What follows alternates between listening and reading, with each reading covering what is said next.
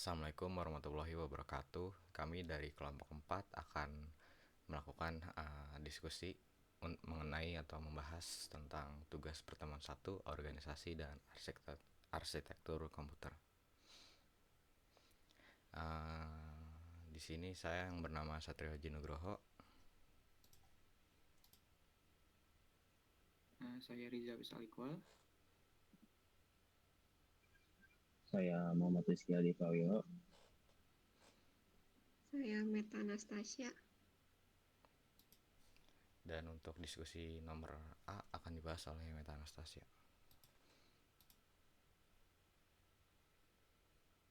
Untuk soal nomor A pada nomor 1, dengan pertanyaan manfaat mempelajari hardware komputer adalah,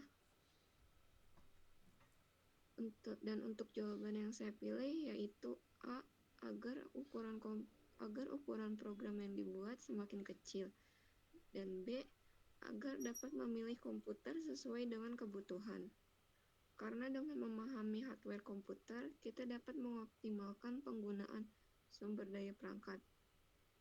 Jika kita tahu bagaimana komponen-komponen hardware bekerja, kita bisa membuat program yang lebih efisien dan ringan, sehingga ukurannya lebih kecil. Selain itu, pengetahuan tentang hardware membantu dalam memilih perangkat yang sesuai dengan kebutuhan spesifik kita, baik dari segi performa, kapasitas, maupun budget, sehingga tidak berlebihan atau kekurangan spesifikasi. Dan untuk nomor 2, dengan pertanyaan, pasangkan bagian sebelah kiri dengan jawaban sebelah kanan. Untuk pemasangan jawaban yang saya pilih seperti ini, yaitu prosesor atau CPU, yaitu bagian A, dipasangkan dengan nomor 4, pemroses utama. Dikarenakan CPU merupakan pusat pemrosesan yang menjalani instruksi program. Lalu I/O modul atau B dipasangkan dengan nomor 5, penghubung sistem internal dengan sistem eksternal. I/O modul berfungsi sebagai penghubung antara perangkat input atau output dan sistem komputer. Yang ketiga, memori utama atau C dipasangkan dengan nomor 6, penyimpan data dan instruksi. Memori utama seperti RAM digunakan untuk menyimpan data dan instruksi yang sedang digunakan oleh CPU. Lalu ada change memory atau D dipasangkan dengan nomor 3, memori sementara yang dekat dengan prosesor. Karena kan change adalah memori kecil yang sangat cepat dekat dengan CPU untuk mempercepat akses data. Lalu ada memori sekunder atau E yang dipasangkan dengan nomor 1, memori yang besar, non-volatil, dan eksternal. Dikarenakan memori sekunder seperti hardware digunakan untuk menyimpan data yang besar dan bersifat permanen. Lalu yang terakhir ada bus atau F dipasangkan dengan nomor 2, interkoneksi antar komponen internal. Karena kan bus adalah sistem komunikasi yang menghubungkan komponen internal seperti CPU, memori, dan perangkat lain.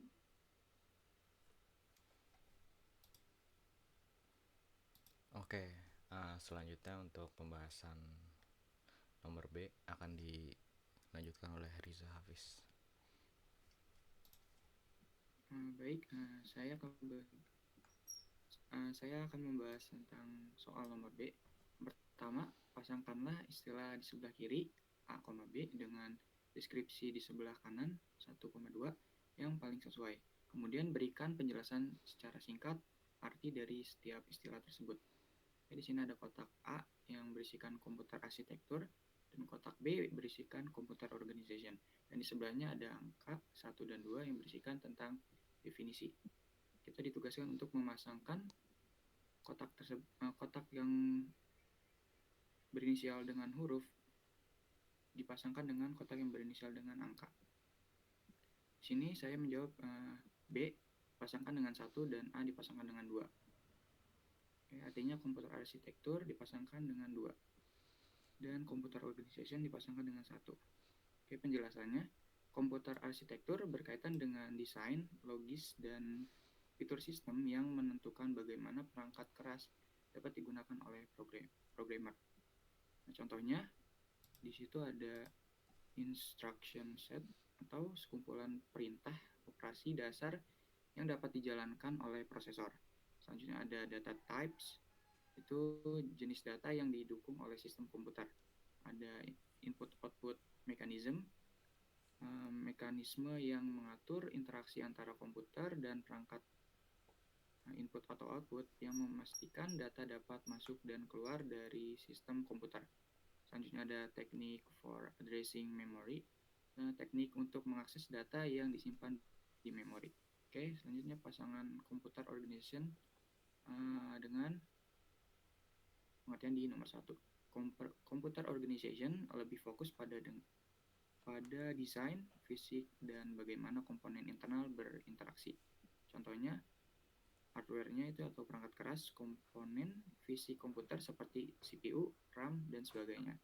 Selanjutnya ada interface between computer and peripherals, jalur komunikasi antara komputer dan perangkat eksternal, dan memory teknologi use. Teknologi penyimpanan data seperti RAM, SSD, dan HDD. Oke, selanjutnya nomor 2.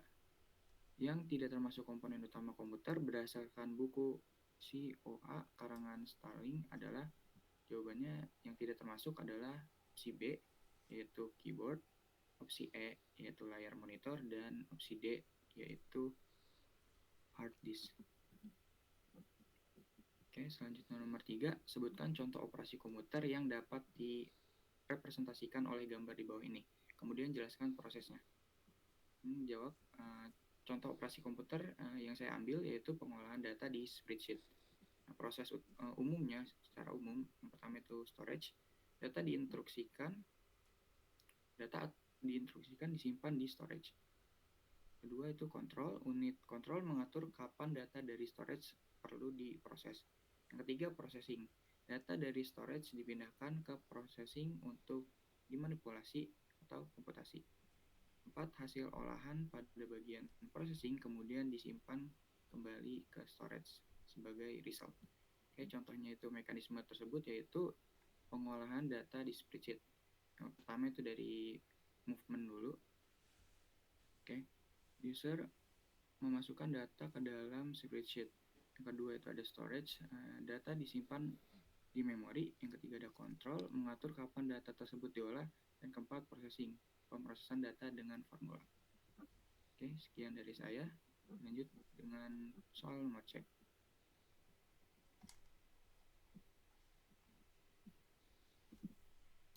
Oke, saya akan melanjutkan untuk bagian C. Yang pertama itu dari nama-nama komponen di bawah ini, tuliskan mana saja yang termasuk kategori device input ataupun output. Nah, untuk jawaban yang saya pilih yaitu yang pertama ada floppy disk input atau output, flash disk input atau output, hard disk input atau output, Blu-ray input atau output, monitor output saja, keyboard input saja. Karena floppy disk, flash disk, hard disk, Blu-ray semua ini termasuk perangkat input output karena dapat menyimpan data ataupun output dan membaca data ataupun input. Untuk yang monitor, karena monitor hanya termasuk output karena fungsinya adalah untuk menampilkan data ataupun visual. Lalu keyboard termasuk hanya kategori input karena fungsinya untuk memasukkan data ke dalam sistem. Sebutkan 2 contoh operasi komputer yang dapat direpresentasikan oleh gambar di bawah ini. Gambar tersebut merupakan salah satu penggambaran ataupun ilustrasi fungsi komputer, yaitu fungsi penyimpanan data dari device luar ke dalam memori komputer ataupun sebaliknya. Contoh operasi dari penggambaran ilustrasi tersebut adalah hard disk melakukan perpindahan data ke RAM ataupun sebaliknya, dan juga atau misalkan flash disk melakukan perpindahan data ke RAM ataupun sebaliknya. Untuk soal nomor D akan dibahas oleh Rizky Hadi Prawiro. Saya akan membacakan soal nomor D. Jelaskan arti atau maksud dari grafik di bawah ini. Mungkin saya jelaskan isinya saja ya. Maksud dari grafik tersebut yaitu menampilkan sebuah grafik yang menunjukkan peningkatan jumlah transistor pada prosesor dari waktu ke waktu, yang secara umum mengikuti hukum Moore. Hukum Moore menyatakan bahwa jumlah transistor pada sebuah chip akan berlipat ganda kira-kira setiap 2 tahun, yang berarti kinerja prosesor juga meningkat seiring waktu. Pada sumber vertikal Y, grafik menunjukkan jumlah transistor dalam skala logaritmik, mulai dari ribuan hingga miliaran transistor. Sumbu horizontal X menunjukkan waktu dalam tahun dari 1970 hingga sekitar 2015. Beberapa prosesor terkenal ditandai pada grafik seperti Intel 4004, prosesor pertama, 8086, Pentium 4, hingga prosesor yang lebih baru seperti Sandy Bridge dan Ivy Bridge. Tiap titik menunjukkan jumlah transistor di setiap generasi prosesor, dan grafik ini memperlihatkan peningkatan eksponensial dalam jumlah transistor dari waktu ke waktu. Soal nomor 2. Cocokkan komponen di sebelah kiri dengan fungsi di sebelah kanan.